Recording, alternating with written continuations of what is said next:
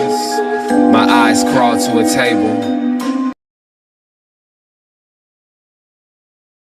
Paralyzed by pairwise dice, then attend to this heaven slice of an angel wrapped in skin. Throw dice at woes of life.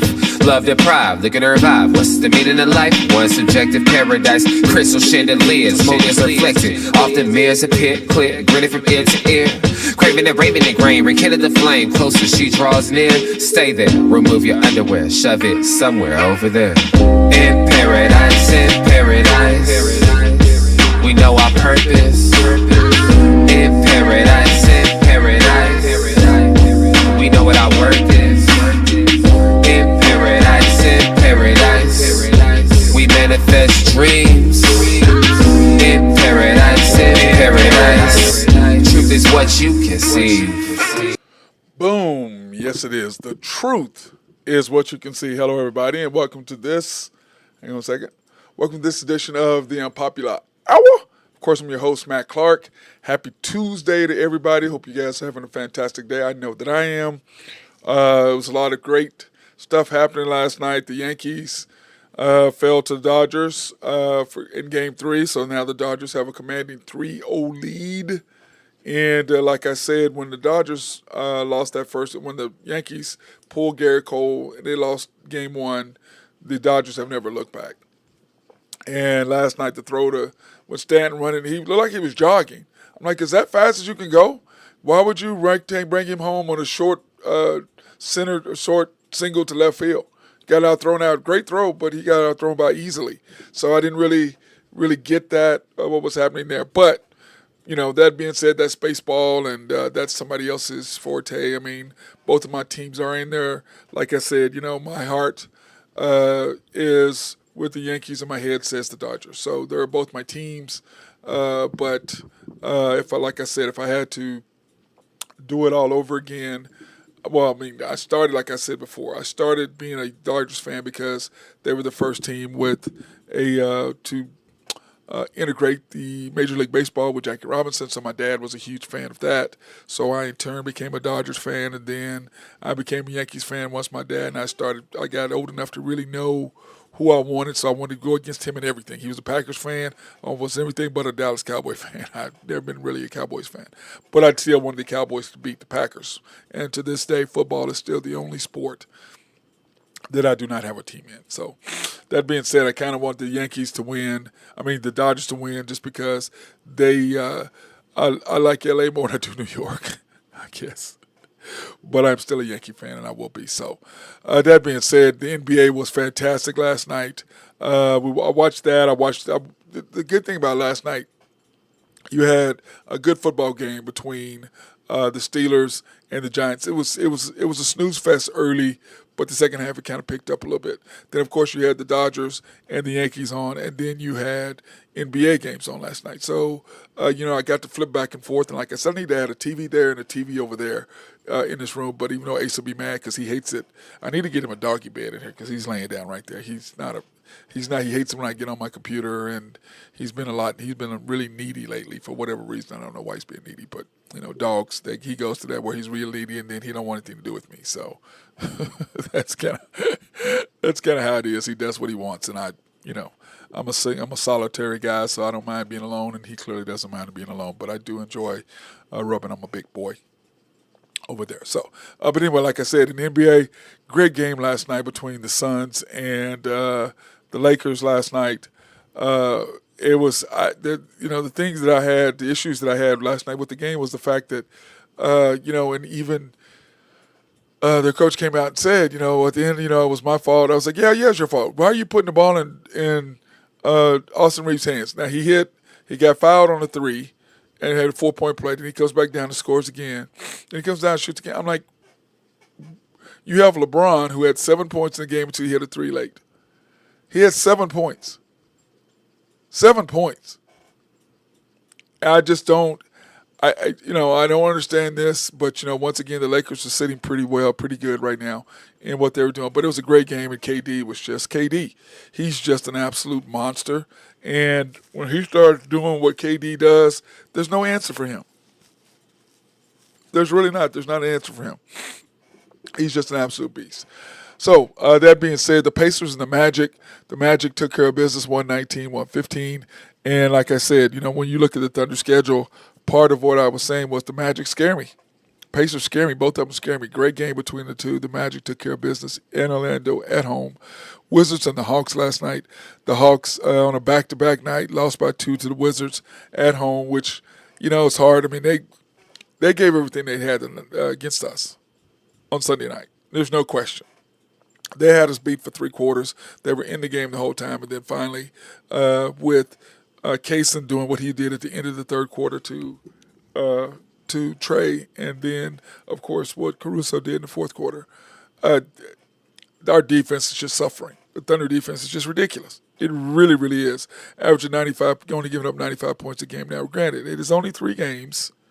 Okay, and you look at who we played, the Nuggets, who we held under. Okay, that was a great game. But then you had the Bulls, who were, so-so. And then, of course, the Hawks. But that being said, the Thunder's defense is just smothering. And when you have SGA, Kaysen, like that one drill, they had SGA, Kaysen, Caruso. Hey, Burgess, what's up, brother? Big dog. I was just talking about that one afternoon. I mean, the thing that they had. When they had SGA, they had Kaysen, they had Caruso, they had Dort, and they had Chet. That was a nasty 5, right? There was no scoring anywhere. And then when they brought Wiggins in there's just no scoring. There was nothing to do. So, anyway, take the hats off to the Hawks. Sorry about that. They had to get beat up by us. And then, of course, they got to play the Wizards, which should have been a layup. But on back-to-back nights, after what they gave against us, yeah, the recipe for a loss was there. Pistons and Heat. The Pistons,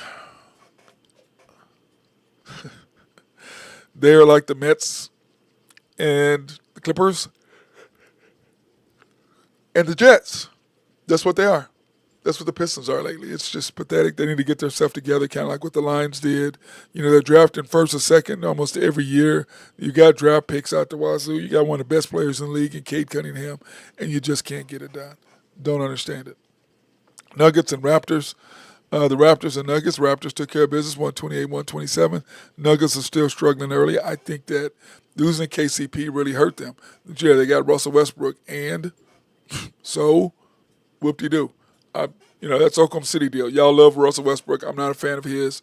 They made a huge mistake getting rid of Kevin Durant, picking Russell Westbrook over Kevin Durant and Ibaka. Huge mistake. Huge mistake. But all you Oklahoma City fans, we love Russell. Y'all can love him all you want to. Never a fan, not going to be a fan. But the way he plays hard, yes. Don't have him in the game at the end of the game at all. Don't want anything to do with him. Bucks and the Celtics. The Celtics are rolling. That's why we're going to do my top 10 power rankings here in a minute. The Bucks and the Celtics. You can see why the Bucks. I don't see Giannis there after this year. Burgess, I don't know if you do either. No true reliable depth in Denver. Burgess, you're right 100%. There's no true. I agree with you 100%. Their depth is, they don't have any. Their bench is done. They got rid of everybody, and you pick up Russell Westbrook and you lose KCP. You lose Brown the year before. I mean, you can't. Not happening with them. Sorry. I might have to take them out of my top 10 after last night. Bucks and the Celtics, once again, the Celtics are just rolling. And, of course, the Knicks lost to the Cavs at home. And the Knicks, they're still trying to figure out how does Cat fit in. Carl Anthony Towns. How does he fit in with them? They're still trying to figure out how to work that. And so is Minnesota. Same thing with them. How does Julius Randle fit in? How do we fit in DiVincenzo? I mean, so, those teams made additions where the Oklahoma City Thunder have made their additions really, really easily. The flow of bringing Caruso in fit already, but, of course, we already had, we're 6 deep, 7 deep, and you bring him in, and then you bring in Ihart, which is Hartenstein. You bring them in. That adds to what the Thunder are doing. Just does. It's easy when you're coming in and you're just a role player, it's a lot easier to fit than when Cat tries to come in and fit. Where do I fit with the starting lineup? When Julius Randle, where do I fit with these guys? So it's a lot harder to do, except when you come in with the Thunder. We're young. Caruso is barking at both teams. He's enjoying himself 100%. Rockets and the Spurs. The Spurs, of course, lost to the Rockets. I tell you, I've told people, Rockets scare me. They scare me. They really, truly scare me. They're a lot better than what people think they are. They're physical. They're athletic. They could D you up. I don't think they have the smartest players in the league, but they just try to play through everything. And but one thing is they don't have an answer for SGA. Semi have an answer for Chet, kinda. They do have an answer for J-Dub, but there's no answer for SGA, and that's the thing that makes us the difference between us and them. Then you come back and then you've got the Bulls and the Grizzlies. This is a shocking loss for me for the Grizzlies. How the hell do you lose to the Bulls? That one's a shock. Might have to think about the Grizzlies a little bit on who I had as playoff teams. I haven't done that yet. I need to do that. I'll do that tomorrow probably on the show. Do my playoff teams who I think is the playoff teams. Jazz and the Mavs. The Mavs rolling. Drew Henthorne was 100% correct on the Mavs. I think the adding of Klay Thompson is gonna make them really, really, really, really, really hard to beat. That's gonna be a tough matchup for the Thunder, but I cannot wait. In fact, I need to see when we go play them because I may have to go down for that game. Call my boy, hook me up for tickets. And I know my friend, she'll love to go down there since she just bought me dinner the other night. So then, of course, the Blazers and the Kings, 111 to 98. Blazers losing to the Kings in Sacramento. Of course, that should be something we should expect, I would have imagined. And the Kings are just tough to beat at home. They really, really are. And then you got the Lakers and the Suns. And like I said, what a great game that was. J.J. Redick and what he was doing, I'm like, you've got the ball in Austin Reeves' hands taking shots.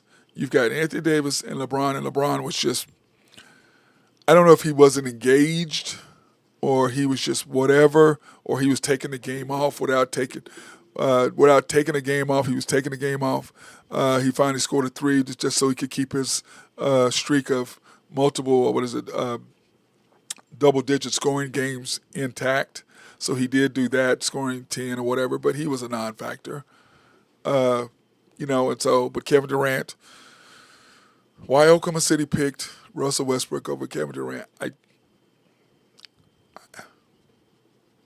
I don't understand. Everybody goes, well, he left us. Yes, he left us because they picked Russell. You guys you fans don't understand the intricacies of the game. You listen to what the Thunder say, and you just go with it. They picked Russell Westbrook over Kevin Durant, like they're picking J-Dub over SGA. It's insane to me, but once again, they didn't consider Kevin Durant a Thunder draft pick, and he wasn't, even though the Thunder owners owned him. Even though you had the same GM, he wasn't. He was a default pick. And remember, if depending on who was going to go first, whether they were going to take Odom or Durant, and the Trailblazers took Odom, and the Seattle Supersonics took Kevin Durant, who were, remember, the owners of the Thunder had the team at that time. So Russell Westbrook, I believe, was our first actual pick. And once again, they did not draft SGA, traded for SGA, which is the gift that's still given from the Clippers. So a lot of that takes into play. That's not a draft pick. I mean, he's not one of our draft picks. He's a trade. We got him in. Kevin Durant wasn't really a draft pick of the Thunder. So they're going to choose draft picks over guys who are better than the draft picks. It's insane to me. I don't know what world Presti and these guys live in that you think J-Dub has more upside than SGA. Now, as a number 2 or 3 option, he's amazing. But as number 1 option, no. He can't. He doesn't have the handles. Chet does not have the handles. Neither one of them have the handles. They're going to get ripped and stripped every single time when they try to do stuff. They try to go fast, and when you go fast and you're not used to it, and you're trying to have the handles, it takes years. SGA's been doing that forever. Nobody speeds him up. He stays just like this the whole time. That's what the thing is. But that being said, tomorrow night, cannot wait for the game tomorrow. I cannot wait for the game tomorrow night. Thunder, Spurs, Wemby versus Chet. And we've talked about this before, and Burgess talked about this before on After the Storm OKC Thunder Show. They don't like each other at all. Talking about Chet and Wemby. They don't like each other, and it's going to be fun to watch that game tomorrow night because uh, he's going to those two together is just going to be absolutely crazy. Okay, cannot wait to watch those two go at it. All right, I'm going to be there with my notepad and ready to go. And of course, the Thunder are 3-point favorites. Over under is 230, which I don't think San Antonio's going to get there. I don't think the Thunder. I think that's an under game because the Thunder, remember, are only giving up 95 points a game. That's it. That's only giving up 95 points a game. So I don't know where they're going to score 100 on us because the way our defense locks teams up, 3 points I think is low. The Spurs are 1-2, the Thunder are 3-0, and I think we will go ahead and go 2-4-0 for that. And like I said, when you look at our schedule for the next 7 games, because we've already played 3. Remember, we do 10 games in a row, or we do 10 games at a time. This is what we think the Thunder will go, where they'll go, blah, blah, blah. And we have predicted before the season that the Thunder would probably be doing a 7-3 at worst.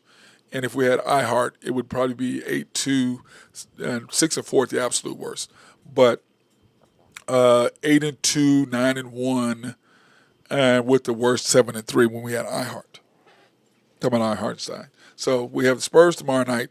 Then Friday and Saturday we have the Blazers and the Clippers on back-to-back nights, and that's going to be tougher than what we think. But we should handle our business against the Spurs tomorrow night to go 4-0, and then I believe we'll probably split that back-to-back. And this is our second back-to-back that we'll have. Okay, the second back-to-back on first and second. Then our next back-to-back is the Golden State Warriors, and I believe we play the Clippers on the 11th at home again. So anyway, that's when I look at it right there, the first and second. That's going to be interesting how that's laid out for us. But I'm worried about that road trip right there because the Blazers are no joke. They're pretty talented for a young group of team. And then the Clippers, they just want to beat us, period. They want to beat the Thunder every time they see us. And, of course, we want to beat them too. And SJ just wants to kill him because I think deep down inside he wanted to still be in L.A. And can you blame him? Living in L.A. versus being in Oklahoma City. And I think that he would have made a huge difference with them. And of course, Ty Lue knows how to coach superstars, and Dagnall does not. So we'll see how that works out. But, I think that this year that the Thunder are going to do what they do. They're going to play within what they're going to play with. And Dagnall the Thunder, if he can just figure out how to not try to build SGA up, but just, figure out how to coach around him and build everybody else up to get everybody else better in order to catch up to him, I think it'll make a huge difference. But anyway, that being said, 7 games, I think the Thunder will go at worst 5-2. Okay, I would hope 6-1, but 5-2, 4-3 would be terrible. But 5-2 probably is what I think that we will go in these final 7 games is what my thing is. Here are the team stats for this year. The Thunder, like I said, only giving up 95.3 points per game to opponents. That's number 1 in the league. Field goal percentage, the Thunder are 17th, which is we were 3rd last year, which has got to come up. And then, like I said, we're giving 36.7 giving up to our opponents. Our perimeter defense is just phenomenal. And then offensive rebounds, look, we were 29th last year, we're 17th. And what we do, getting offensive rebounds, we're 29th. Then this year we're 26th, moving up from 29th.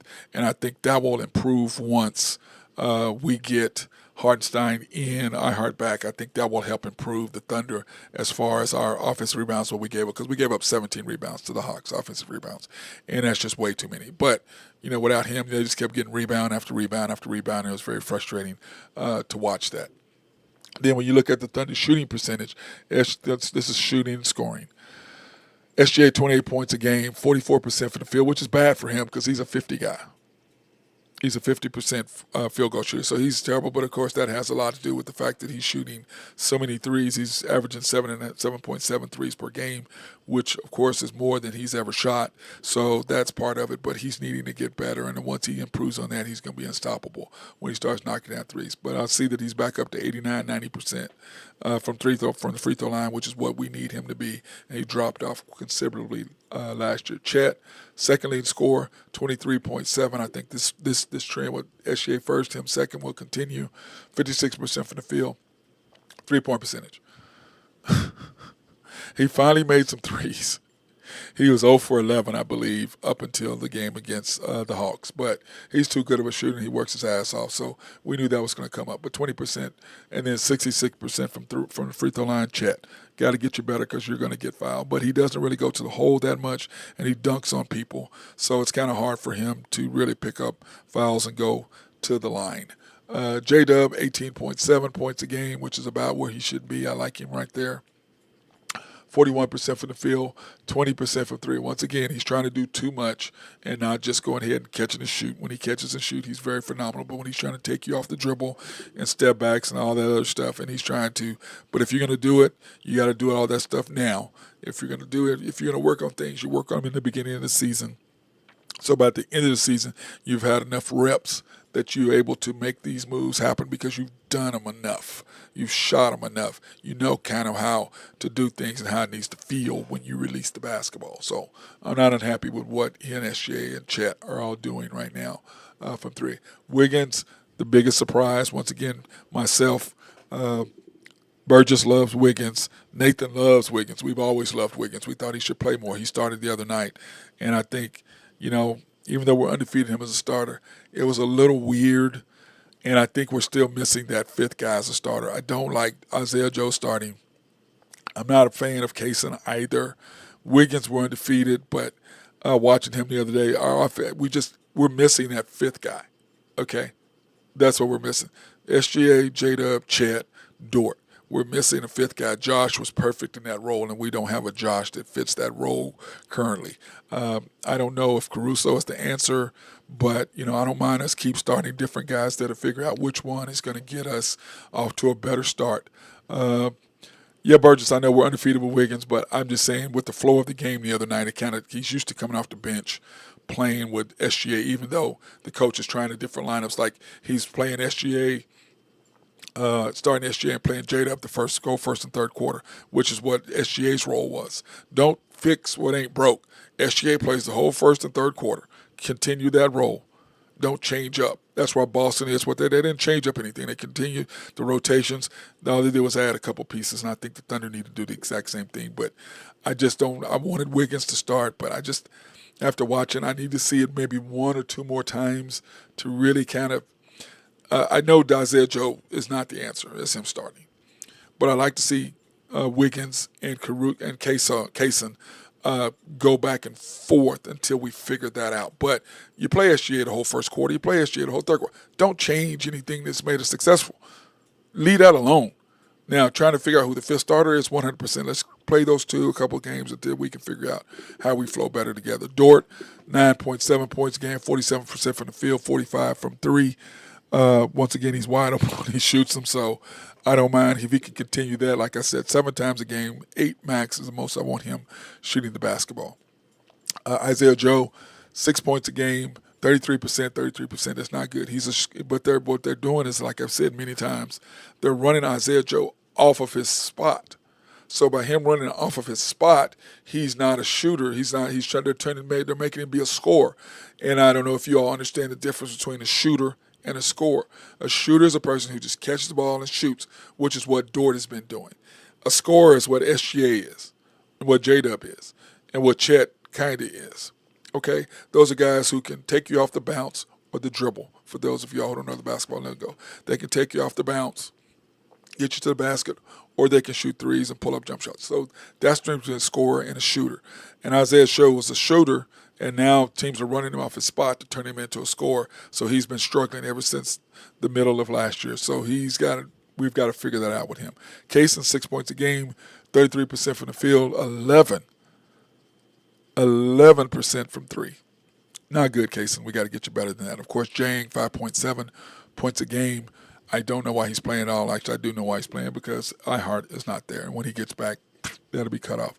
Caruso, I I don't really look at his numbers because what he gives us on the defensive side of the basketball far outweighs what we get offensively from him. And I believe the same thing with Dort.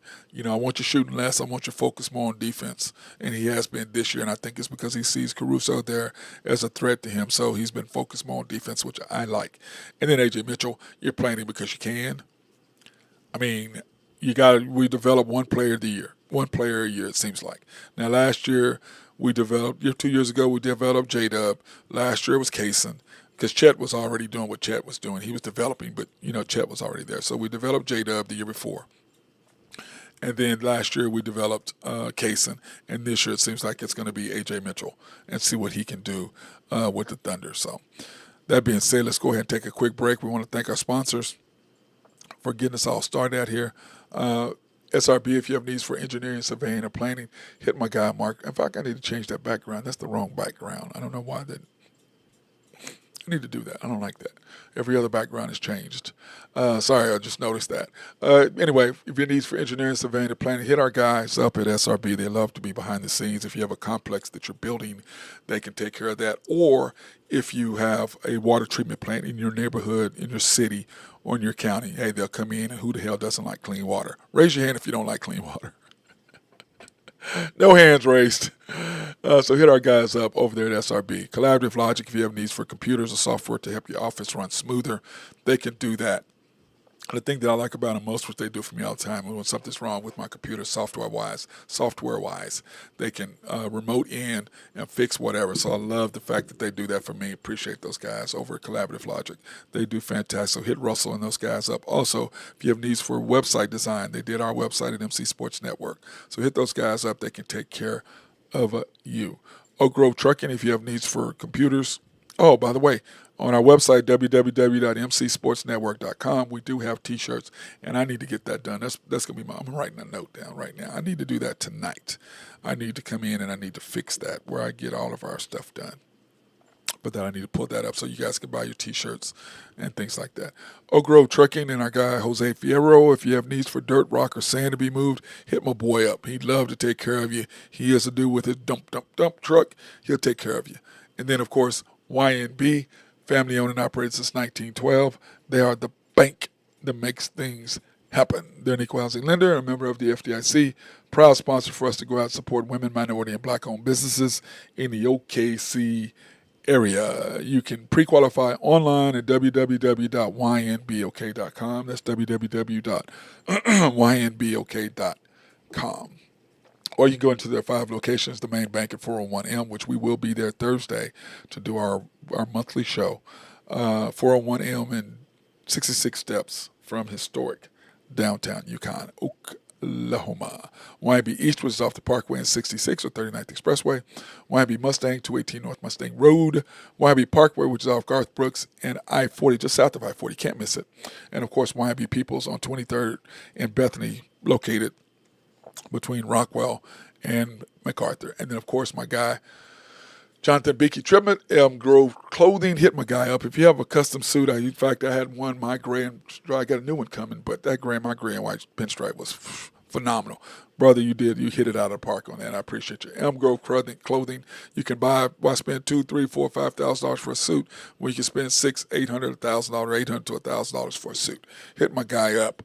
Jonathan Beakey Triplet, 405-332-8787. That's 405-332-8787. Hit my boy up. He'll take care of you for sure. That's my guy, Jonathan Beakey Triplet. He will hook you up. I promise you. He's got some great stuff, and you get to pick your own clothing. You get to pick your own material. You get to pick your own style of suit or jacket or whatever that you want. So hit my boy up. He'll take care of you and make sure everything is on point. Now, in NFL last night, we did have a football game, and like I said, it was a snooze fest at the beginning. The Giants and the Steelers. The Giants are now fall to 2-6. The Steelers are 6-2. Russell Wilson versus Daniel Jones, and Daniel Jones is not the answer clearly. And them losing Saquon Barkley, who was a big reason that Philadelphia got a win the other night. So I just don't. I don't understand that one. I really don't. I really don't get that. Pay Daniel Jones $40 million. I just whatever. Anyways. It's a mute point at this point. Bad night for New York. The Jets lost this weekend. The Yankees lost, and now the Giants lost. So and the Knicks lost. So it was just not a good weekend for New York sports in general at all. Daniel Jones, 24 for 38, 264, which is great numbers. One interception, which was bad. Had a horrible pick late. And then Russell Wilson, 20 of 28, 278 yards, 1 TD. And it seems like the difference between Russell and, oh my God, I can see his face right there. Former Chicago Bulls, Bears quarterback. Oh my God. I'll think of his name in a minute. Anyway, the difference between those two is really simple. One can throw the ball down the field, the other one cannot. And that's the difference between the two. So we'll see what's going to happen with that. But as long as they continue to do that, they're going to be a force to be dealt with. The Giants, 394 total yards. The Steelers, 426. Once again, that Steelers defense gave up a lot of yards. But, man, I don't know what to say about it. It was a great game. What can you say? 157 yards rushing. Once again, Steelers defense gave up a lot of rushing yards, but when it counted, they stopped them and made the plays when they needed to, and that's the difference. Rushing yards, 167 for the Steelers, 17 first downs to 20, 2 turnovers, which were the difference in the game. This were the difference in the game. To the one for the Steelers, 30 minutes for the Giants, 29 minutes in time of possession for each team. So when you look at the stats, you look at the score, the game was pretty close. But the Steelers made plays, the Giants didn't. And then still don't know what the hell they were doing on the 2-point conversion. I mean, I understand that, you have a new center, you have everything, and Daniel Jones snapped the ball too soon when everybody was checking. He's got to look around and make sure everybody's checked, then do what he does. But once again, I'm just not a fan of his, and that's just how I look at it, and that's not going to change. In the NFL schedule this week, you have the Texans versus the Jets. I can't express or I don't even know the words to say how important this win is for the Jets. Jets are still favored, though, over the Texans by 2, over under 42.5. And it's simply because that the Texans have lost. We'll go over the NFL news. But, losing Diggs with an ACL is, especially I feel sorry for him because it was just going to be a contract year for him to get a new team, get a new contract. And coming off ACL as an older wide receiver, he's not going to get the payday that he was looking for. So in that aspect, Justin Fields, that's the quarterback for the Steelers. I know I was going to think of his name, Justin Fields. So anyway, the Jets are 2-point favorites. Over-under is 42.5 for Thursday night. And I just can't watch Thursday night football. I mean, those guys are terrible. The announcers are terrible. I cannot watch it. It's just bad. Jeff Bezos, he's screwing up with the Washington Post. Now you're screwing up with Prime, but you do a great job in delivering packages. Got my packages today. I'm not unhappy about that. Dolphins and the Bills. Bills 6.5-point favorites at home. Over under 50.5. I look at that game, and the Dolphins are a completely different team, but I don't understand why they didn't get a backup quarterback. When Tua has the concussion, even though he didn't have one last year, he still has that in his possibility of something happening to him with concussions. Because once you get one, you get it easier. And I've had a concussion before. Like I said, I still don't remember, and I've said this before. I don't remember that whole day. I don't remember playing against the Jayhawks. Have no memory of the game. Have no memory of that day. Nothing. No class, had a test. Nothing. Have no memory. Only reason why I know what happened is because I got to watch it on when we did our film study. That's the only reason why I knew about it. Broncos and the Ravens. The Ravens 9.5-point favorites, 44.5. That game right there is going to give the Ravens. We'll talk about the new additions they got as well, which is going to make a huge difference in what they did. They've got a new wide receiver, and I think it's going to make a difference with them. Now they're just loaded offensively. Defensively is a struggle, and I think they've just decided we're just going to outscore people. Defense is going to stop you. We're going to get the lead. We're just going to run the football, and just knock time of possession off. But that being said, they blow double-digit fourth quarter leads all the time simply because that recipe seemed to not work for whatever reason. But I think the Broncos, excuse me, the Broncos are going to give them a better game than what people think. But I still like the Ravens in that game. But I'd probably take the Broncos and the points. I don't know, 9.5 points is a lot of points. Chargers and the Browns. The Browns are plus 1.5. I think I agree with that. The Chargers, Jameis Winston, I'm just not a fan. Just not. But Jim Harbaugh is building something special there. But with that defense the Browns have, I'll probably take the Browns and the points. And the Browns and the points. The over-under 42.5. If I had to guess, I don't think either team's going to score a lot of points. That's just me.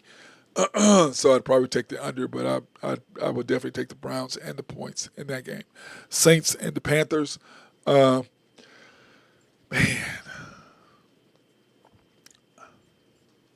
That game's just ugly. It's,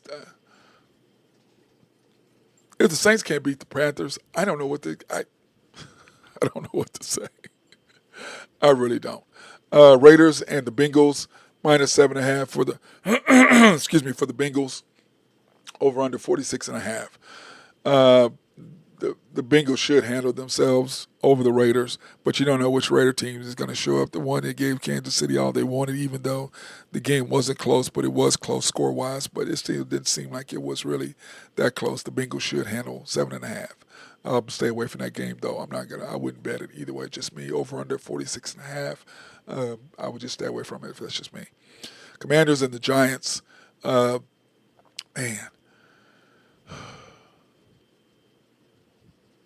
If I guessed, I would probably take the Commanders, but of course, who knows if the quarterback's going to play, if Jalen Daniels is playing or not. I mean, he's got the ribs. If this is a game to take off, this would be it, but you can't afford to overlook New York, and it's a divisional game. So the Giants plus 3.5, over under 43.5. I would say that the Commanders' defense is suspect, and if Daniel Jones is at least doing what he's doing, and then they've got Malik Neighbors back, I would probably take the Giants and the points right there on that one. Cowboys and the Falcons. The Cowboys are just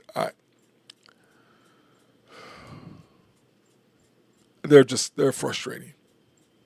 So I'm gonna take the Falcons and the points, and they're gonna run the football against they're gonna run the football against them, and that I just don't think. And they got weapons. I just don't see the Cowboys doing anything. And once again, Dak Prescott is excellent at the microphone, at the podium. But last night, when there's empty calories, when you watch the game, when they're way behind, the game's over, he does great when there's no pressure. And then as soon as they got the ball back, 2 minutes to go, needing to go score a touchdown to win the game, they were 4 and out. And he almost threw a pick. He's just, the lights get big, his eyes get big. I don't know if you ever watch people or you played against somebody, and when you're playing against them, the game is tight, their eyes get really, really big, and you know, they're scared to death. Seems like that's the way he plays. Patriots and the Titans, I could care less. Titans minus 3, over under. That's not 77.5. That's not right. That's a mistake. I need to go back and change that. Bears and the Cardinals. Cardinals are favorite at home, 44.5. Man, the Bears gave away a horrible game last week on a Hail Mary, which that's going to do one of two things. Either that's going to encourage and help the Bears know that they screwed up, and that's going to make them extremely hungry and want to come out and do everything they can do to beat the Cardinals, or that could be the one that sends them the complete opposite direction. And I'm not sure what Eberflus is going to do as their coach and how well he has that locker room tied up that he can flip that. We'll see. But I like Kyler. Like I said that last week. I'm a huge Kyler Murray fan yesterday. I'm a huge fan of his. Huge. When he was at OU, huge fan of his. Jaguars and the Eagles. I think the Eagles are going to handle their business. That's what I think. 7.5 points, 45.5 over under. Lions and the Packers. This is going to be the game that I'm interested in. Fox Sunday afternoon. Lions and the Packers. What a great game that is, because I just think it's going to be absolutely phenomenal. The Packers are plus 3.5, over under 48.5 at home. They've got to beat the Lions. They've just got to. They have no choice. They've got to win. You got to protect your home base. You've got to protect your home base, always. Rams and the Seahawks are next. The Seahawks. Rams are coming off a win. Seahawks coming off a loss. +2, 48.5. I'll just stay the hell away from that game. I don't know. I I don't know. I don't know. The Rams are getting healthy, so that's why they're the favorites over the Seahawks. They're in Seattle, but with the 12th man they got in Seattle there as their crowd. I think that's going to be a tough one. Colts and Vikings +6. Excuse me, Vikings -6. With Joe Flacco on now as the quarterback for the Colts, I don't know if I'm going to agree with that.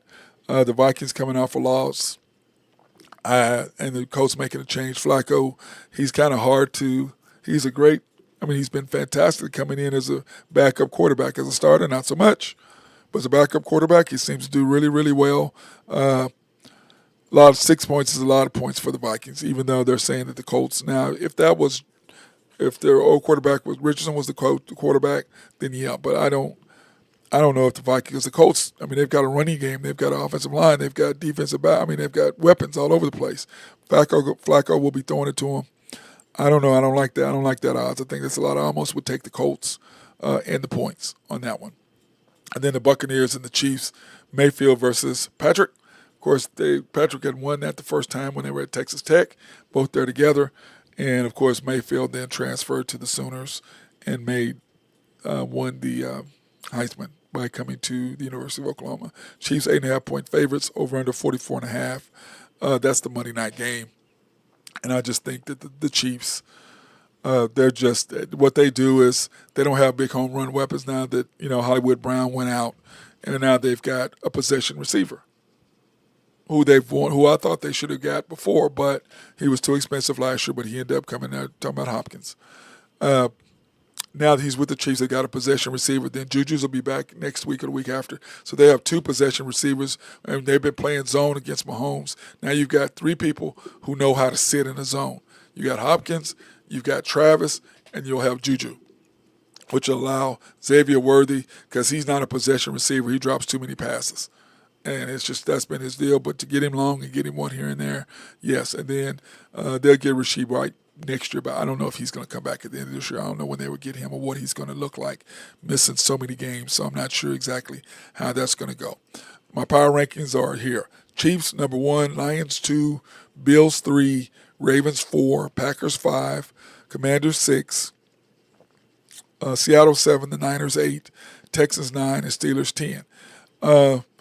The Seahawks and Niners, I'm not really sure about both of those. The Niners, they're supposed to get McCaffrey back, and I think that's going to make a difference when they do get him back, but we shall see. Now, the Commanders, Jaden Daniels, I don't know how hurt he is. I mean, how hurt are his ribs? So we'll see how that's going to work with him, and we'll see what's going to happen with that. But I hope they can get that done. But anyway, that's my quarterback ranking. I mean, my power rankings. My guys on here, I don't know if Burgess agrees with my rankings there, but the Chiefs and the Lions and the Bills, the Ravens adding to what they did. And remember, here's the NFL news since I was talking about that. This is what happened in the NFL today. The Chiefs traded with the Patriots for the edge Josh Uche, which the Chiefs need. They can't get there with 4 guys. They have to blitz all the time. So now if they can get to the quarterback with just 4 guys, which Uche will bring, because you can put him with Chris Jones, you got him on the other side of Karlaftis. It's going to make a huge difference for what the Chiefs now can do as far as defensive wise, and it's going to make a huge difference for them. They needed that. The Bills trade for Panthers wide receiver Deontay Johnson. That's not the Bills, it's the Ravens. I'm sorry, that's the Ravens. Traded for Deontay Johnson, swapping their own 5th-round pick for the 6th-round pick. It was not the Bills, it was the Ravens. And the Ravens are just all in right now. Offensively, they're going to say, okay, we're going to score, we're going to let our defense do what they do, and of course, the Texans wide receiver Stephon Diggs out for the year. So we had talked about that. Now,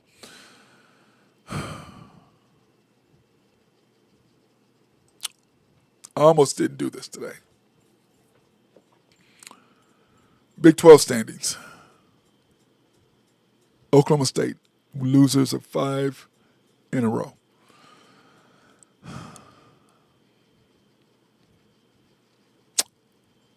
Oh and 5. I don't have a lot to say. Okay. I'm not a fan of the coach, haven't been. I've been saying that for a long time, but it is what it is. And then when you go up the rack, Colorado had a huge win this past weekend, and their only loss was to Kansas State, which a game they could have possibly won. But when you're down all your wide receivers, they Shador did what he had to do. But Kansas State once again survived, and so Colorado 4-1, Kansas State 4-1, BYU ranked ninth in the country. They have four. Big 12 has four guys in the top 25 rankings. BYU 5-0, Iowa State 4-0, Kansas State 4-1, Colorado 4-1. So everybody's right up there top, and they're going to start playing each other, and that's going to be the key. Because when you look at the schedule coming up, here you go. You have BYU and Iowa State. So right now, number one is going to be decided this weekend. So you're going to know. Then you've got Kansas State and Houston, which, of course, that's that. But Iowa State 14-point underdogs to Iowa State. That should be 4.5. I don't think 14 is right. That can't be right. That can't be right. And then, of course, Arizona, UCF, Arizona State at Oklahoma State for homecoming this weekend. Yeah. I just don't know. And then TCU and Baylor. I just don't know. Guys, I don't have an answer. I don't have an answer. When I look at that and you think about where Oklahoma State is supposed to be and you see where they are, extremely frustrating. Extremely frustrating. So, we'll see. I just don't. It's football, and I try not to get any emotions tied to it. I just kind of let it go because it's football, and I just, whatever. That's kind of how I look at it. It's football. It's football. Basketball is my sport. You know that it's coming up, and we're getting ready to start pretty soon. So I'm looking forward to the Cowboys basketball. In fact, I think I'm going to miss our first game. I think our first game is next Monday, I believe, against Doug Gottlieb's team. And the problem is that game is the same time that the Thunder play that night. So play the Pacers that night. So I don't think I know I'm not going to probably go to the basketball game. The OSU game, I'm going to probably go to the Thunder game. So we'll see how that's going to work. But for everybody else, if you have any questions, like I said, guys, thank you, Burgess, for coming on and giving me some comment and content there on our show on YouTube. And remember, go to YouTube, like, subscribe, and hit notifications if you want to be on the show. The Unpopular Hour with Matt Clark. Search The Unpopular Hour, like, subscribe, hit notifications. After the Storm, which, of course, is our Thunder post-game analysis show. And then MC Sports Network. Come on and check us out. And you can watch any of the past episodes on that. And then, of course, YouTube and Facebook. And it's the MC Sports Network is www.mcsportsnetwork.com, and you can watch any of the games as well as that. So that's how we're all lined up. And please, you can start coming there and like, subscribe, hit notifications. It helps me out building up our numbers. And plus, if you have questions or comments, because if you do it on Facebook, I don't see it. Definitely have a strong rest of the day, boss. I appreciate you, brother. You have a good day. Don't work too hard. And everybody else, you guys, enjoy your weekend. Enjoy